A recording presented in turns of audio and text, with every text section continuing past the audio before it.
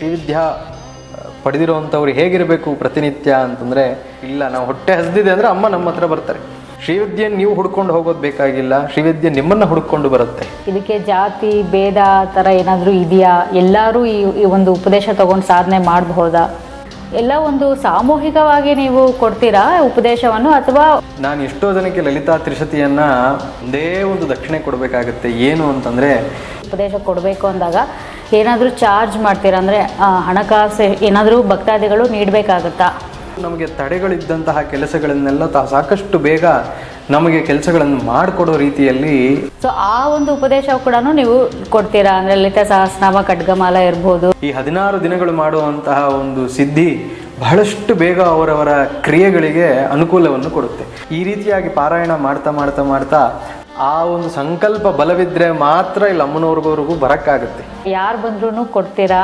ಆದರೆ ಅವರು ಇದೇ ರೀತಿಯಾದಂತಹ ಅನುಷ್ಠಾನ ಧರ್ಮ ಹಾಗೂ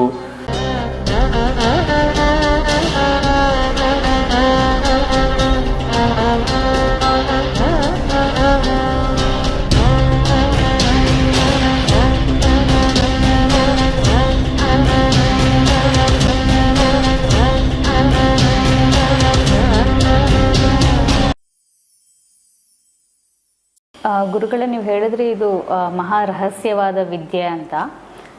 ಅದರಲ್ಲಿ ಈಗ ಮೊದಲಿಗೆ ಗಣಪತಿ, ಗುರು, ಬಾಲ ಹೀಗೆ ಕೊಡ್ತಾ ಹೋಗ್ತಾರೆ ಅಂತ. ಅಂದರೆ ಇವಾಗ ಸಾಕಷ್ಟು ಜನಕ್ಕೆ ಏನು ಅನುಮಾನ ಬರುತ್ತೆ ಅಂದರೆ, ಈ ಎಲ್ಲ ಮಂತ್ರಗಳು ಈ ಲಲಿತಾ ಸಹಸ್ರನಾಮ ಆಗಿರಬಹುದು, ತ್ರಿಶತಿ ಆಗಿರಬಹುದು, ಬೇರೆ ಎಲ್ಲಾದರೂ ಇರುವಂತಹ ಮಂತ್ರಗಳ, ಅಥವಾ ಇದು ಗುರುವಿಂದನೇ ಕಲಿಬೇಕಾಗುವಂತಹ ಮಂತ್ರಗಳ ಅಂತ ತಿಳಿಸಿ. ಲಲಿತಾ ಸಹಸ್ರನಾಮವಾಗಲಿ ಅಥವಾ ತ್ರಿಶತಿ ಆಗಲಿ, ತ್ರಿಶತಿಗಿಂತ ಲಲಿತಾ ಸಹಸ್ರನಾಮ ಎಲ್ಲರೂ ಜಪವನ್ನು ಮಾಡ್ಬೋದು, ಪಾರಾಯಣ ಮಾಡ್ಬೋದು. ಆದರೆ ಈ ಒಂದು ವಿಶೇಷವಾದಂತಹ ಮಂತ್ರಗಳು ಈ ಯಾವುದೂ ಒಂದು ಗ್ರಂಥಗಳಲ್ಲಿ ಸಿಗೋದಿಲ್ಲ. ಇದು ಗುರುಮುಖೇನ ಮಾತ್ರ ಬರಬೇಕಾಗಿರುವಂತಹ ಒಂದು ಮಂತ್ರಗಳು. ಏನಕ್ಕೆ ಗುರುಮುಖ ಮಾತ್ರ ಬರಬೇಕಾಗಿರುವಂತಹ ಮಂತ್ರಗಳು ಅಂದರೆ, ನಾನು ಜಪ ತಪ ಅನುಷ್ಠಾನ ಮಾಡೋಕ್ಕೆ ಕೂತ್ಕೊಂಡಾಗ ನಮ್ಮ ಗುರು ಪರಂಪರೆಯಲ್ಲಿ ನಾನು ಒಬ್ಬ ಅಂತ ಹೇಳಿ ಹೇಗೆ ಸೇರ್ಕೋತೀನೋ, ನಾನು ಸೇರ್ಕೊಂಡಿದ್ದ ತಕ್ಷಣ ನಾನು ಜಪ ಮಾಡಬೇಕಾದ್ರೆ ನಮ್ಮ ಗುರುಗಳು ಮಾಡಿರುವಂತಹ ತಪೋಶಕ್ತಿ, ಅವರ ಗುರುಗಳು ಮಾಡಿರುವಂತಹ ತಪೋಶಕ್ತಿ, ಅವರ ಗುರುಗಳು ಮಾಡಿರುವಂತಹ ತಪೋಶಕ್ತಿ ಅಷ್ಟು ನಮ್ಮನ್ನು ಕಾಪಾಡುತ್ತೆ. ಗುರುವಿನ ದೀಕ್ಷೆ ಇಲ್ಲದೆ, ಗುರುವಿನ ಇಚ್ಛೆ ಇಲ್ಲದೆ, ಗುರುವಿನ ಒಂದು ತಪೋಬಲವಿಲ್ಲದೆ ನಾವು ಏನಾದರೂ ಒಂದು ಪ್ರಯತ್ನ ಮಾಡೋಕ್ಕೆ ಹೋದರೆ ಬಹಳಷ್ಟು ಸಂಕಟಗಳಲ್ಲಿ ಸಿಲುಕುತ್ತೇವೆ. ಆ ಸಂಕಟಗಳಿಂದ ಅರ್ಥ ಆಗೋದಿಲ್ಲ ನಮಗೆ ಯಾವ ರೀತಿಯಲ್ಲಿ ಏನು ಬರುತ್ತೆ ಅನ್ನೋದು.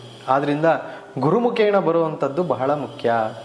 ಈ ಗುರು ದೀಕ್ಷೆ ತಗೊಂಡ ಮೇಲೆ ಅವರ ಒಂದು ಜೀವನ ಕ್ರಮ ಹೇಗಿರಬೇಕು ಈ ದೀಕ್ಷೆ ತಗೊಂಡಿರೋರು? ಮೊದಲನೆಯದಾಗಿ ನಾವು ನಮ್ಮ ಗುರುಗಳಲ್ಲಿ ಇಡಬೇಕಾಗಿರುವಂತಹ ಭಕ್ತಿ ಅತೀತವಾಗಿರಬೇಕು.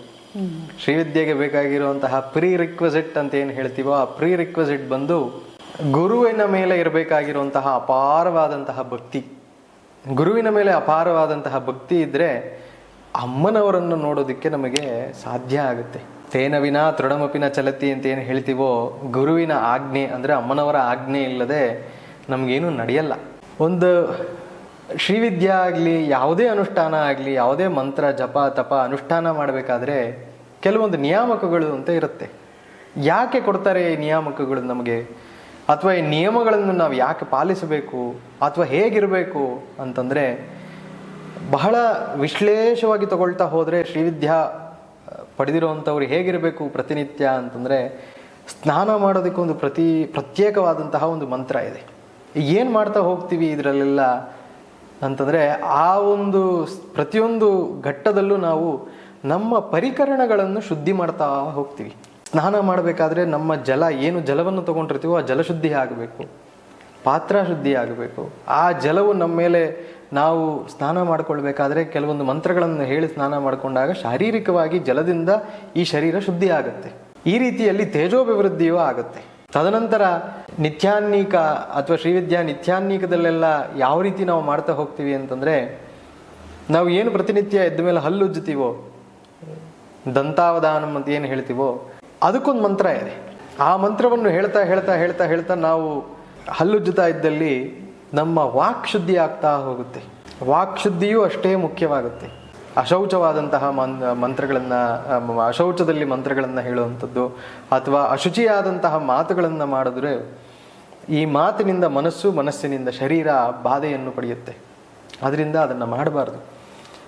ಸಕಲವಾಗಿಯೂ ಶುದ್ಧವಾದಂತಹ ಮನಸ್ಸಿನಲ್ಲಿ, ಶುದ್ಧವಾದಂತಹ ಒಂದು ಮಾತಿನಲ್ಲಿ ನಾವು ಇರಬೇಕಾಗುತ್ತೆ. ಒಂದು ದೀಕ್ಷೆ ಅಂತ ತಗೊಂಡಿದ್ದ ತಕ್ಷಣ ನಾವು ಮಾಡಬೇಕಾಗಿರುವಂತಹ ಪ್ರಪ್ರಥಮವಾಗಿ ಇರಬೇಕಾಗಿರುವಂಥದ್ದು ಭಕ್ತಿ ಹಾಗೂ ವೈರಾಗ್ಯ. ಒಬ್ಬ ಉಪಾಸಕ ಎದ್ದು ನಿತ್ಯ ಕರ್ಮಗಳನ್ನೆಲ್ಲ ಮಾಡಿದ್ದಾದಮೇಲೆ ಬಹುಮುಖ್ಯವಾಗಿ ಮಾಡಬೇಕಾಗಿರುವಂಥದ್ದು ರಶ್ಮಿಮಾಲಾ ಮಂತ್ರ ಪಠನ ಅಂತ. ಬಹಳ ವಿಶೇಷವಾಗಿರುವಂತಹ 30ರಿಂದ 40 ಶ್ರೀವಿದ್ಯಾ ಮಂತ್ರಗಳು ಉಪಾಸನೆಯನ್ನು ಮಾಡಬೇಕಾಗುತ್ತೆ, ಪಾರಾಯಣವನ್ನು ಮಾಡಬೇಕಾಗುತ್ತೆ. ಅಮ್ಮನವರ ಪರಿವಾರ ದೇವತೆಗಳೆಲ್ಲರೂ ಅಲ್ಲಿ ಬರ್ತಾರೆ. ರಶ್ಮಿಮಾಲಾ ಮಂತ್ರವನ್ನು ಪಾರಾಯಣ ಮಾಡಿದ ತಕ್ಷಣ ನಾನು ಮುಂಚೆನೇ ಹೇಳ್ದಂಗೆ ಈ ಶರೀರ ಇರುವಂಥದ್ದು ಶರೀರ ಮಾಧ್ಯಮಂ ಕಲು ಧರ್ಮ ಸಾಧನಂ. ಆ ಧರ್ಮ ಸಾಧನೆ ಒಂದು ವೈಯಕ್ತಿಕವಾಗಿ ನಾವು ಮಾಡುವಂತಹ ಪೂಜಾ ಕೈಂಕರ್ಯಗಳು, ಇನ್ನೊಂದು ಆಧ್ಯಾತ್ಮಿಕವಾಗಿ ನಮ್ಮನ್ನು ನಾವು ಅಂತರ್ಮುಖವಾಗಿ ಹೋಗುವಂಥದ್ದು. ಆ ಅಂತರ್ಮುಖಕ್ಕೆ ಹೋಗಬೇಕಾಗಿರುವಂತಹ ಒಂದು ಕ್ರಿಯೆ ಏನು ಅಂತಂದರೆ ಅಜಪಾಜಪಂ ಅಂತೇಳಿ ಹೇಳ್ತೀವಿ. ಒಂದೊಂದು ಚಕ್ರಕ್ಕೂ ನಿರ್ದಿಷ್ಟವಾದಂತಹ ಮಂತ್ರ ಸಂಖ್ಯೆಯನ್ನು ಕೊಟ್ಟು, ಮೂಲಾಧಾರ ಚಕ್ರಕ್ಕೆ ನಿರ್ದಿಷ್ಟವಾದಂತಹ ಜಪಸಂಖ್ಯೆಯನ್ನು ಕೊಟ್ಟು, ಸ್ವಾದಿಷ್ಠಾನ, ಅನಾಹತ, ಆಜ್ಞಾ, ಸಹಸ್ರಾರ, ಈ ಚಕ್ರಗಳಿಗೆಲ್ಲ ಹೇಗೆ ನಾವು ಶಕ್ತಿಯನ್ನು ಸೇರಿಸೋದು ಅಂತಂದಾಗ ಅಜಪಾಜಪ ಪದ್ಧತಿಯನ್ನು ತಿಳಿದುಕೊಂಡು ಗುರುಗಳಿಂದ ಅಜಪಾಜಪವನ್ನು ಮಾಡಬೇಕಾಗತ್ತೆ. ಆ ಅಜಪಾಜಪ ಮಾಡಿದ್ರೆ ಶಾರೀರಿಕವಾಗಿ ಬಾಹ್ಯವಾಗಿ ಶುದ್ಧಿಯಾಗಿದೆ, ತದನಂತರ ಆಂತರಿಕವಾಗಿ ಶುದ್ಧಿಯಾಗುತ್ತೆ. ಇದಾದ ಮೇಲೆ ಮಾಡಬೇಕಾಗಿರುವಂತಹ ಕ್ರಿಯೆ ಸಂಧ್ಯಾವಂದನೆ. ಶ್ರೀವಿದ್ಯಾ ಸಂಧ್ಯಾವಂದನೆ ಬೇರೆ ಇದೆ. ಶ್ರೀವಿದ್ಯಾ ಸಂಧ್ಯಾವಂದನೆ ಮಾಡಿದ ಆದ ನಂತರ ಸಂಧ್ಯಾವಂದನೆಯಲ್ಲೇ ಬರುವಂಥದ್ದು ಅರ್ಘ್ಯಪ್ರದಾನವಾದ ನಂತರ ಸಂಧ್ಯಾವಂದನೆ, ಅಭಿವಂದನೆ, ತದನಂತರ ನಾವು ಮಾಡಬೇಕಾಗಿರುವಂಥದ್ದೇ ನಮಗೆ ಉಪದೇಶವಾಗಿರುವಂತಹ ಮಂತ್ರಗಳ ಜಪ ಅನುಷ್ಠಾನ. ಇಲ್ಲಿಗೆ ಮುಗಿಯುತ್ತಾ, ಇಷ್ಟು ಸಾಕಾಗುತ್ತಾ ಅಂತಂದರೆ, ಹೇಗೆ ನಮ್ಮ ವೈದಿಕ ಧರ್ಮದಲ್ಲಿ 3 ಕಾಲಗಳಲ್ಲೂ ಸಂಧ್ಯಾವಂದನೆ ಹೇಳಿದ್ದಾರೋ, ಶ್ರೀವಿದ್ಯಾ ಮಾರ್ಗದಲ್ಲಿ ಇನ್ನೊಂದು ಹೆಜ್ಜೆ ಮುಂದಕ್ಕೆ ಹೋಗಿ ತುರ್ಯಾಕಾಲ ಅಂತ ಹೇಳಿ ಸೇರಿಸ್ಕೋತಾರೆ. ಸೂರ್ಯ ಅಸ್ತಮಾನವಾದ ಮೇಲೆ ವಿಶೇಷವಾದಂತಹ ಒಂದು ಪ್ರಾಧಾನ್ಯವನ್ನು ಕೊಟ್ಟಿದ್ದಾರೆ ಅಮ್ಮನವರಿಗೆ. ಸೂರ್ಯಾಸ್ತಮಾನ ಆಗಿ ಅರ್ಧಜಾಮ ಅಂದರೆ ರಾತ್ರಿಯ ಒಂದು ಮಧ್ಯರಾತ್ರಿಯ ಒಂದು ಪ್ರಾರಂಭ ಆಗೋಕ್ಕಿಂತ ಮುಂಚೆ ಬರುವಂಥದ್ದೇ ತುರ್ಯಾಕಾಲ. ಆ ತುರ್ಯಾ ಸಂಧ್ಯಾವಂದನೆ ಅತಿ ಮುಖ್ಯವಾಗಿ ಹೇಳ್ತಾರೆ. ಪ್ರತಿಯೊಂದು ಕಾಲದಲ್ಲೂ ಒಬ್ಬ ಉಪಾಸಕನಿಗೆ ಪಾರಾಯಣವನ್ನು ಹೇಳಿದ್ದಾರೆ. ಯಾವ ರೀತಿಯ ಪಾರಾಯಣವನ್ನು ಯಾವ ಕಾಲದಲ್ಲಿ ಮಾಡಬೇಕು ಅಂತ. ಅದಕ್ಕೆ ನಾವು ಷಟ್ ಪಾರಾಯಣಗಳು ಅಂತ ಹೇಳ್ತೀವಿ. ನಾಮಪಾರಾಯಣ, ನಾಥಪಾರಾಯಣ, ಘಟಿಕಾ ಪಾರಾಯಣ, ಚಕ್ರಪಾರಾಯಣ ಅಂತ ಹೇಳಿ ಆ ಪಾರಾಯಣಗಳನ್ನೆಲ್ಲ ಮಾಡಿದರೆ ಇದು ಒಂದು ಶ್ರೀವಿದ್ಯಾ ಉಪಾಸಕನ ದಿನನಿತ್ಯದ ಚಟುವಟಿಕೆಗಳು. ಇದರಲ್ಲಿ ಮಧ್ಯದಲ್ಲಿ ಬರುವಂಥದ್ದು ಈ ಆನ್ಹೀಕವನ್ನೆಲ್ಲ ಮುಗಿಸಿ ಬರುವಂಥದ್ದೇ ಅಮ್ಮನವರ ಒಂದು ಆರಾಧನೆ. ನಾವು ಶ್ರೀವಿದ್ಯಾ ಮಂತ್ರದೀಕ್ಷೆ ತಗೊಂಡು ಬರೀ ಮಂತ್ರವನ್ನು ಮಾಡಿದ್ರೆ ಸಾಕಾ, ಅಥವಾ ನೀವು ಹೇಳಿದ್ದಿಷ್ಟನ್ನು ಮಾಡಬೇಕಾ ಅನ್ನೋ ಒಂದು ಪ್ರಶ್ನೆ ಬಂದಲ್ಲಿ 100ಕ್ಕೆ 100 ಮಾಡದೇ ಇದ್ದರೂ ಅತ್ಯಗತ್ಯವಾಗಿರುವಂಥದ್ದನ್ನು ಮಾಡಲೇಬೇಕಾಗತ್ತೆ. ಆಗ ನಾವು ಪಡೆದಿರುವಂತಹ ಒಂದು ಶಕ್ತಿ ಅಥವಾ ಮಂತ್ರದ ಒಂದು ಸಿದ್ಧಿ ಬಹಳಷ್ಟು ಬೇಗ ಹೋಗ್ತೀವಿ. ಯಾವುದೇ ಕಾರ್ಯಕ್ರಮ ಮಾಡಬೇಕಾದ್ರೆ ಅಥವಾ ಏನೇ ಒಂದು ಮಾಡಬೇಕಾದ್ರೆ ನಾವು ಮುಖ್ಯವಾಗಿ ನೋಡಬೇಕಾಗಿರುವಂತಹದ್ದು ಶುದ್ಧಿ. ಶ್ರೀವಿದ್ಯೆಯಲ್ಲಿ ಶುದ್ಧಿ ಸಂಸ್ಕಾರಗಳು ಬಹಳ ಪ್ರಮುಖವಾದಂತಹ ಸ್ಥಾನವನ್ನು ಪಡ್ಕೊಳ್ಳುತ್ತೆ. ಸೊ ಪ್ರಮುಖವಾಗಿ ಅವ್ರು ಏನು ಮಾಡಿದ್ರೆ ಸಾಕು, ಯಾಕಂದರೆ ಎಲ್ಲರೂ ವರ್ಕಿಂಗ್ ಇರ್ತಾರೆ, ಸಾಕಷ್ಟು ಮನೆ ಕೆಲಸಗಳಲ್ಲಿ ಇರ್ತಾರೆ, ಹಾಗೆ ಗೃಹಿಣಿಯರು ಸಹ ತಗೊಳ್ಬೇಕು ಅಂತ ಇರ್ತಾರೆ ಶ್ರೀವಿದ್ಯೆ ಉಪಾಸನೆಯನ್ನು. ಅಂದರೆ ಈ ವಿಡಿಯೋ ನೋಡಿದ್ಮೇಲೆ ಅಂದರೆ ಇಷ್ಟು ಎಲ್ಲ ಚಟುವಟಿಕೆಗಳ ಮಧ್ಯದಲ್ಲೂ ನಾವು ಹೇಗೆ ಈ ಒಂದು ಶ್ರೀವಿದ್ಯೆಯ ಸಾಧನೆಯನ್ನು ಮಾಡಬೇಕಾಗುತ್ತೆ ಗುರುಗಳೇ? ಇದರಲ್ಲಿ ಪ್ರಮುಖವಾಗಿ ಸಂಧ್ಯಾ ಕಾಲದಲ್ಲಿ ಬರುವಂತಹ ಸಂಧ್ಯಾ ಅರ್ಘ್ಯಪ್ರದಾನವನ್ನು ತಪ್ಪದೇ ಮಾಡಬೇಕಾಗುತ್ತೆ. ಅಜಪಾಜಪವನ್ನು ಮಾಡಿದ್ದಲ್ಲಿ ಬಹಳ ವಿಶೇಷ. ಅಜಪಾಜಪ ಹಾಗೂ ರಶ್ಮಿಮಾಲಾ ಮಂತ್ರಗಳು, ಇದರೆಲ್ಲ ಸಮಯ ನಮಗೊಂದು 25ರಿಂದ 30 ನಿಮಿಷದ ಕಾಲ ಆಗುತ್ತೆ. ತದನಂತರ ಬರುವಂಥದ್ದೇ ಅಮ್ಮನವರ ಆರಾಧನೆ, ಶ್ರೀಚಕ್ರ ಆರಾಧನೆ. ಆ ಷೋಡಶೋಪಚಾರ ಪೂಜೆ ಆರಾಧನೆಯನ್ನು ಮಾಡಿ ನಮಗೆ ಕೊಟ್ಟಿರುವಂತಹ ಬೀಜಾಕ್ಷರ ಮಂತ್ರ ಪಠನೆಯನ್ನು ಅಥವಾ ಜಪವನ್ನು ಮಾಡಬೇಕಾಗುತ್ತೆ. ಕನಿಷ್ಠ ಪಕ್ಷ ಇಷ್ಟನ್ನಾದರೂ ಮಾಡಬೇಕಾಗುತ್ತೆ.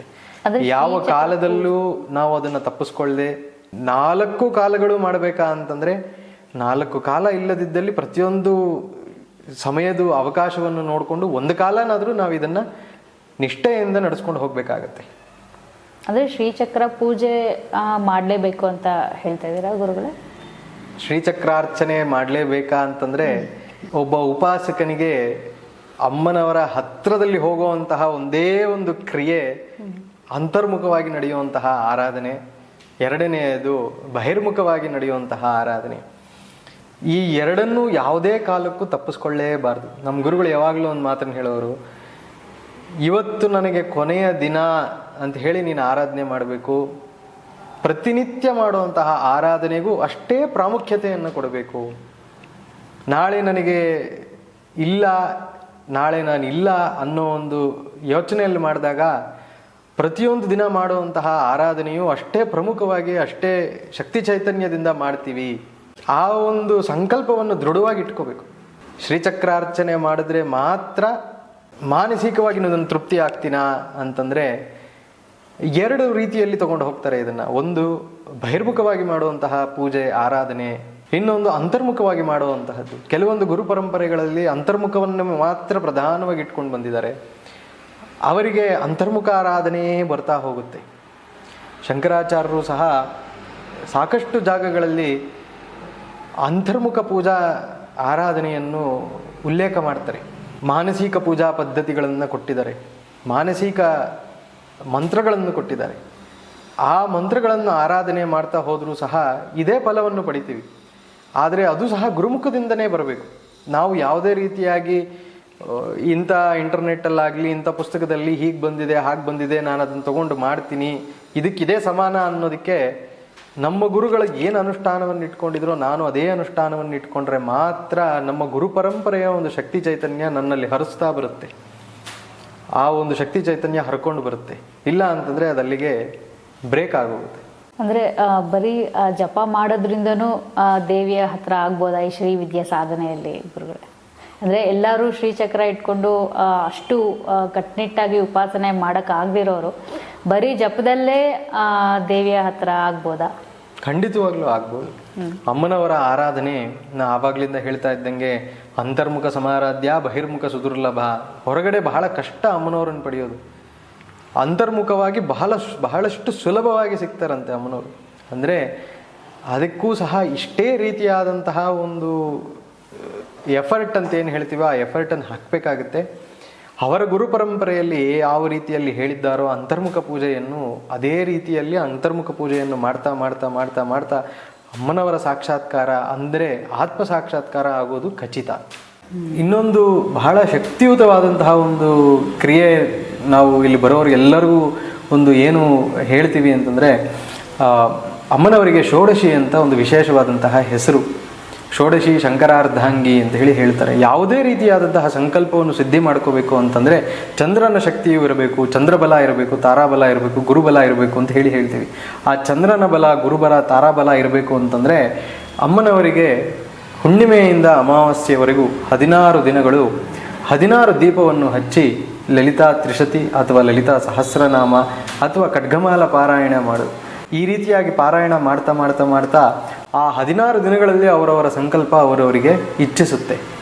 ಅವರು ಈ ಹುಣ್ಣಿಮೆಯ ಕಾಲದಲ್ಲಿ ಇಲ್ಲಿ ಬಂದು ಸಂಕಲ್ಪ ಮಾಡಿ ಅಮ್ಮನವರಿಗೆ ದೀಪ ಹಚ್ಚಿ ಹುಣ್ಣಿಮೆಯಿಂದ ಅಮಾವಾಸ್ಯೆಯವರೆಗೂ ದೀಪ ಹಚ್ಬೋದು. ಈ 16 ದಿನಗಳು ಮಾಡುವಂತಹ ಒಂದು ಸಿದ್ಧಿ ಬಹಳಷ್ಟು ಬೇಗ ಅವರವರ ಕ್ರಿಯೆಗಳಿಗೆ ಅನುಕೂಲವನ್ನು ಕೊಡುತ್ತೆ. ನಾವು ಸಾಕಷ್ಟು ಜನ ಈ ಒಂದು ಸಣ್ಣ ಸಣ್ಣ ಮಾಡುವಂತಹ ಕ್ರಿಯೆಗಳಿಂದ ತುಂಬ ಅನುಕೂಲವನ್ನು ಪಡ್ಕೊಂಡವರು ಇದ್ದಾರೆ. ಅಂದರೆ ನೀವು ಹೇಳೋ ಪ್ರಕಾರ ಸಮಸ್ಯೆಗಳಿಗೆ ಶ್ರೀವಿದ್ಯೆನೇ ತಗೋಬೇಕಂತ ಇಲ್ಲ, ಶ್ರೀವಿದ್ಯೆ ಇಲ್ಲದೇ ಇಲ್ಲಿ ಬಂದು ಆರಾಧನೆ ಮಾಡ್ಕೊಂಡು ಹೋಗೋವರೆಗೂ ಸಮಸ್ಯೆ ದೂರ ಆಗಿದೆ. ಹೌದು, ಆದಷ್ಟು ಬೇಗ ಸಮಸ್ಯೆಗಳಿಂದ ಹೊರಗೆ ಬರ್ತಾರೆ. ಸಮಸ್ಯೆಗಳಿಂದ ಹೊರಗೆ ಬಂದಾಗ ಅವರಿಗೆ ಮನೋಭಿಲಾಷೆಯಿಂದ ಅಮ್ಮನವರ ಒಂದು ಆರಾಧನೆ ಮಾಡಬೇಕು ಅಂತ ಬಂದಾಗ ಆಗ ಅವರು ಶ್ರೀವಿದ್ಯಾಪಥದಲ್ಲಿ ಬಂದಾಗ ಅವರವರ ಸಮಸ್ಯೆಗಳು ಅವರವರಿಗೆ ಇರೋದ್ರಿಂದ ಕಮ್ಮಿಯಾಗಿ ಅವರು ಆರಾಧನೆಗೆ ಸಾಕಷ್ಟು ಬೇಗ ಸೇರ್ತಾರೆ.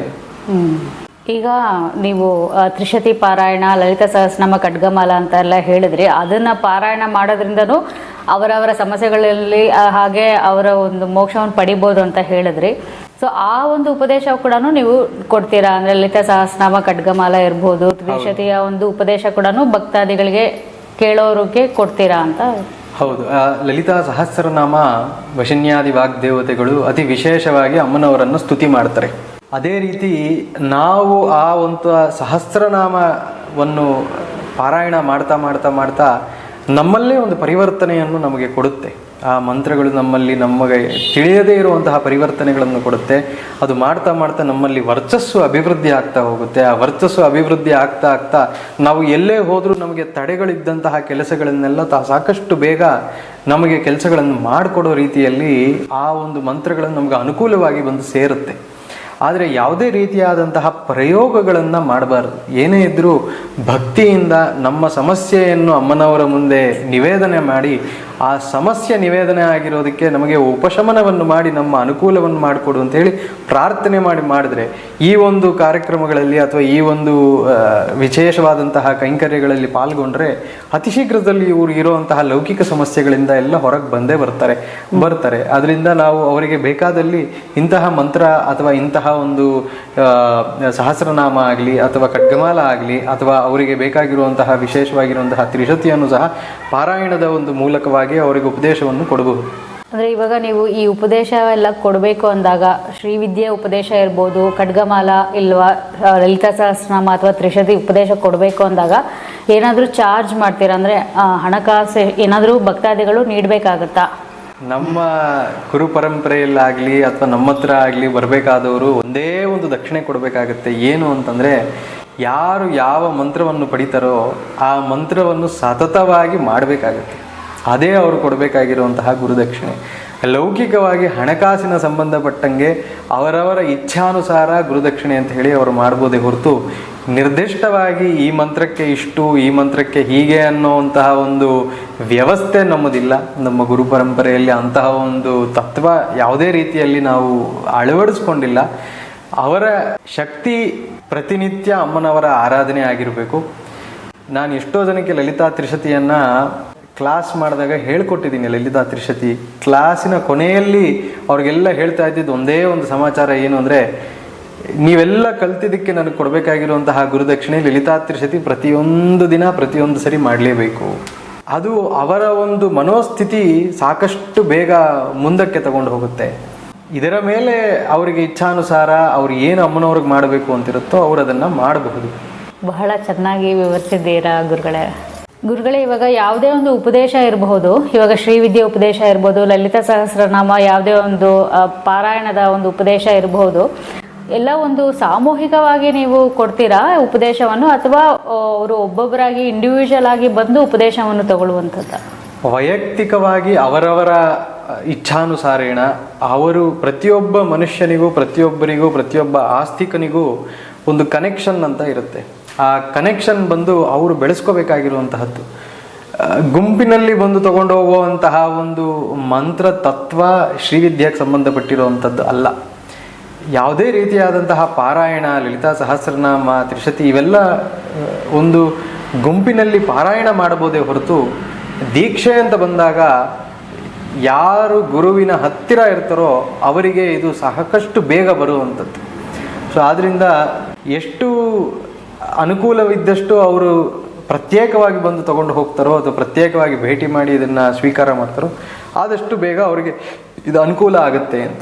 ಅಂದ್ರೆ ಒಬ್ಬೊಬ್ಬರಾಗಿ ಇಂಡಿವಿಜುವಲ್ ಆಗಿ ಬಂದು ಇಲ್ಲಿ ಭೇಟಿ ಮಾಡಿ ಅವರ ಒಂದು ವೈಯಕ್ತಿಕವಾಗಿ ಅವ್ರಿಗೆ ಏನು ಒಂದು ಇಚ್ಛೆ ಇದೆ ಅದನ್ನ ವ್ಯಕ್ತಪಡಿಸಿದ್ರೆ ಆ ಇಚ್ಛಾನುಸಾರೇಣ ಅವ್ರಿಗೆ ಬೇಕಾಗಿರುವಂತಹದನ್ನ ನಮ್ಮ ಗುರು ಪರಂಪರೆಯ ಮುಖಾಂತರವಾಗಿ ಮಾಡಬಹುದು. ಅಂದ್ರೆ ಇವಾಗ ಶ್ರೀವಿದ್ಯೆದೇ ಮಂತ್ರ ಅಂತಲ್ಲ, ಅವ್ರಿಗೆ ಇರುವಂತಹ ಸಮಸ್ಯೆಗೆ ಪ್ರಕಾರ ನೀವು ಮಂತ್ರ ಉಪದೇಶ ನೀಡ್ತೀರಾ ಅಂತ ಹೇಳ್ತೀರಾ? ಓಕೆ. ಅಂದ್ರೆ ಯಾರೆಲ್ಲ ಕಲಿಬಹುದು ಈ ಶ್ರೀವಿದ್ಯೆ? ಅಂದ್ರೆ ಇದಕ್ಕೆ ಜಾತಿ ಭೇದ ತರ ಏನಾದ್ರೂ ಇದೆಯಾ? ಎಲ್ಲರೂ ಈ ಒಂದು ಉಪದೇಶ ತಗೊಂಡು ಸಾಧನೆ ಮಾಡಬಹುದಾ? ಶ್ರೀವಿದ್ಯೆ ಕಲಿಯೋದು ಅನ್ನೋದಕ್ಕಿಂತ ನನ್ನ ಆತ್ಮ ಸಾಕ್ಷಾತ್ಕಾರ ಪಡಿಬೇಕು ಅನ್ನೋ ಜಿಜ್ಞಾಸೆ ಇದೆ ಅಂತಂದ್ರೆ ಶ್ರೀವಿದ್ಯೆ ನಿಮ್ಮ ಹತ್ರ ಬರುತ್ತೆ. ಆತ್ಮ ಸಾಕ್ಷಾತ್ಕಾರ ಅಥವಾ ನನ್ನ ಆತ್ಮ ಅಂದ್ರೆ ಏನು, ಆತ್ಮ ಚಿಂತನೆ, ಆತ್ಮ ವಿಲಾಸ ಅಂತ ಏನು ಹೇಳ್ತೀವೋ ಇದರ ಒಂದು ಚಿಂತನೆ ಇದೆ ಅಂತಂದ್ರೆ ಶ್ರೀವಿದ್ಯೆ ನೀವು ಹುಡ್ಕೊಂಡು ಹೋಗೋದು ಬೇಕಾಗಿಲ್ಲ, ಶ್ರೀವಿದ್ಯೆ ನಿಮ್ಮನ್ನ ಹುಡ್ಕೊಂಡು ಬರುತ್ತೆ. ಆ ನಿರ್ದಿಷ್ಟವಾದಂತಹ ಸಂಕಲ್ಪ, ಅಚಂಚಲವಾದಂತಹ ಸಂಕಲ್ಪ, ಅಚಂಚಲವಾದಂತಹ ಭಕ್ತಿಯನ್ನು ಇಟ್ಕೊಂಡಾಗ ಯಾರು ಬೇಕಂದ್ರೂ ಈ ಆರಾಧನೆಯಲ್ಲಿ ಬರಬಹುದು. ವೈದಿಕ ಧರ್ಮದಲ್ಲಿ ಹೇಳಿರುವಂತಹ ನಿಯಾಮಕಗಳು ಬೇರೆ, ಇದು ತಂತ್ರಶಾಸ್ತ್ರವಾಗಿರೋದ್ರಿಂದ ತಂತ್ರಶಾಸ್ತ್ರದಲ್ಲಿ ಹೇಳಿರುವಂತಹ ನಿಯಾಮಕಗಳು ಬೇರೆ. ಈ ತಂತ್ರಶಾಸ್ತ್ರಕ್ಕೆ ಬೇಕಾಗಿರುವಂತಹ ನಿಯಾಮಕಗಳನ್ನು ತಗೊಂಡು ಅವರವರ ಗುರು ಪರಂಪರೆಯಲ್ಲಿ ಯಾವ ನಿರ್ದಿಷ್ಟವಾದಂತಹ ಚಟುವಟಿಕೆಗಳು ಹಾಗೂ ಅವರವರ ಗುರುಪರಂಪರೆಯಲ್ಲಿ ಹೇಳಿರುವಂತಹ ಅನುಷ್ಠಾನದ ಒಂದು ಪದ್ಧತಿಯನ್ನು ಮಾಡಿದ್ರೆ ಯಾರು ಬೇಕಾದರೂ ತಗೋಬೋದು. ಅಂದ್ರೆ ಜಾತಿ ಅದೆಲ್ಲ ಏನು ಬರಲ್ಲ, ಯಾರ ಇಚ್ಛೆ ಇರುತ್ತೋ ಅವರು ತಗೋಬೋದು ಅಂತ. ಯಾರಿಗೆ ವಿಪರೀತವಾದಂತಹ ಆತ್ಮ ಸಾಕ್ಷಾತ್ಕಾರ ಪಡಿಬೇಕು ಅನ್ನೋ ಒಂದು ಇಚ್ಛೆ ಇರುತ್ತೋ ಅವ್ರು ಯಾವುದೇ ಜಾತಿಯಲ್ಲಿದ್ದವರಾದರೂ ಆಗಲಿ ಶ್ರೀವಿದ್ಯಾ ಅವ್ರ ಹತ್ರ ಬಂದೇ ಬರುತ್ತೆ. ನಾವು ಅವ್ರ ಹತ್ರ ಹೋಗೋದೇ ಬೇಡ. ಅಮ್ಮ ಅನ್ನೋದು ಅದಕ್ಕೆ ನಾವು ಅಮ್ಮ ಅಂತಂದ್ರೆ ನಾವು ಹೊಟ್ಟೆ ಹಸ್ದಾಗ ಅಮ್ಮನ ಹತ್ರ ಹೋಗ್ಬೇಕಾ? ಇಲ್ಲ, ನಾವು ಹೊಟ್ಟೆ ಹಸ್ದಿದೆ ಅಂದ್ರೆ ಅಮ್ಮ ನಮ್ಮ ಹತ್ರ ಬರ್ತಾರೆ. ಅದೇ ರೀತಿಯಲ್ಲಿ ಇದರಲ್ಲೂ ಅಷ್ಟೇ ನಮಗೆ ಆ ಒಂದು ಮುಮುಕ್ಷತ್ವ ಇದೆ, ನಾನು ಮಾಡಬೇಕು ಅಂತಂದ್ರೆ ಈ ವಿದ್ಯೆ ಸಾಕ್ಷಾತ್ಕಾರವಾಗಿ ನಮಗೆ ನಡೆಯುವಂಥದ್ದನ್ನ ತೋರಿಸ್ಕೊಡುತ್ತೆ. ವೀಕ್ಷಕರೇ, ಇವಾಗ ನೀವೆಲ್ಲ ಕೇಳಿರ್ಬೋದು ಎಷ್ಟು ಅದ್ಭುತವಾಗಿ ಶ್ರೀವಿದ್ಯೆಯನ್ನು ಎಳೆ ಎಳೆಯಾಗಿ ನಮಗೆ ವಿವರಿಸಿದ್ದಾರೆ. ಹಾಗೆ ಇವರು ಶ್ರೀವಿದ್ಯೆ ಉಪದೇಶದ ಜೊತೆಯಲ್ಲಿ ಇಲ್ಲಿ ದೇವಿಯ ಆರಾಧನೆಯೂ ಸಹ ಮಾಡ್ತಾರೆ. ಅಂದರೆ ಮನೆಯಲ್ಲೇ ಅವರು ದೇವಿಯನ್ನು ಪ್ರತಿಷ್ಠಾಪನೆಯನ್ನು ಮಾಡಿ ಇಲ್ಲಿ ದೇವಸ್ಥಾನವನ್ನು ನಿರ್ಮಾಣ ಮಾಡಿದ್ದಾರೆ. ಈ ದೇವಸ್ಥಾನದ ಹೆಸರು ಸಿದ್ದೇಶ್ವರಿ ರಾಜರಾಜೇಶ್ವರಿ ದೇವಸ್ಥಾನ. ಇಲ್ಲಿ ಪ್ರತಿಯೊಬ್ಬರು ಪ್ರತಿ ದಿವಸ ಬಂದು ಭೇಟಿ ನೀಡಿ ನಮಸ್ಕಾರ ಮಾಡಿ ಹೋಗ್ಬೋದು. ಪ್ರತಿ ದಿವಸ ಬೆಳಗ್ಗೆ 8ರಿಂದ 12 ಗಂಟೆ ಒಳಗೆ ಬಂದು ಇಲ್ಲಿ ದೇವಸ್ಥಾನ ಓಪನ್ ಇರುತ್ತೆ. ಇಲ್ಲಿ ಬಂದು ನೀವು ದೇವಸ್ಥಾನ ಅಮ್ಮನವರನ್ನು ದರ್ಶನ ಮಾಡಿಬಿಟ್ಟು ಹೋಗ್ಬೋದು. ಸಂಜೆ ಬರೋರು 6 ಗಂಟೆಯಿಂದ 8 ಗಂಟೆ ಒಳಗೆ ಬಂದು ಇಲ್ಲಿ ದರ್ಶನ ಮಾಡಿಕೊಂಡು ಹೋಗ್ಬೋದು. ವಿಶೇಷವಾಗಿ ಇಲ್ಲಿ ಅಷ್ಟಮಿ ದಿವಸ ವಾರಾಹಿಯ ಒಂದು ಆರಾಧನೆಯನ್ನು ಇಲ್ಲಿ ನಡೆಯುತ್ತೆ. ನೀವು ಅಷ್ಟಮಿ ದಿವಸ ಬಂದು ವಾರಾಹಿ ದೇವರಿಗೆ ಒಂದು ಸಂಕಲ್ಪ ಮಾಡಿ ದೀಪವನ್ನು ಹಚ್ಚಿ ಹೋಗ್ಬೋದು. ಅವರ ಮಾರ್ಗದರ್ಶನವನ್ನು ಸಹ ನೀವು ಪಡೆಯಬಹುದು. ಹುಣ್ಣಿಮೆಯ ದಿವಸ ಸಹ ಇಲ್ಲಿ ವಿಶೇಷವಾದ ಕಾರ್ಯಕ್ರಮಗಳಿರುತ್ತೆ. ನೀವು ಇಲ್ಲಿ ಬಂದು ಭಾಗವಹಿಸಿ ದೇವಿಯ ಕೃಪಾ ಕಟಾಕ್ಷಕ್ಕೆ ಪಾತ್ರರಾಗಬಹುದು.